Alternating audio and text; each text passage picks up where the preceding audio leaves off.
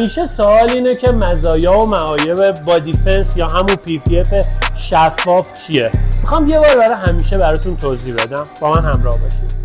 ما اینجا دو تا تیگو 8 پرو مکس براتون گذاشتیم، هر دو بادی فنس شده یا همون PPF شفاف، یکی با رنگ سفید یکی با رنگ مشکی.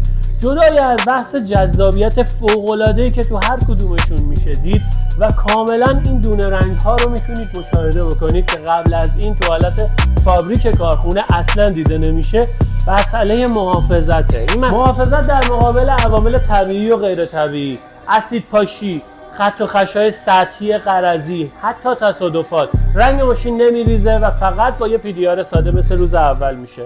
سنگ خوردگی هایی که جلوی کاپوت همیشه تو همه ماشینا آزاردهنده است و رو مخ آدمه. پس با خیال راحت اول کار ماشین تا صفره یه دونه PPF شفاف روش اجرا کن. به نظر شما مشکی PPFش جذاب‌تر میشه یا سفید؟ هر دوتاش هم یه ماشین تیگو 8 پرو مکس، دو تا ماشین پرفروش بازار.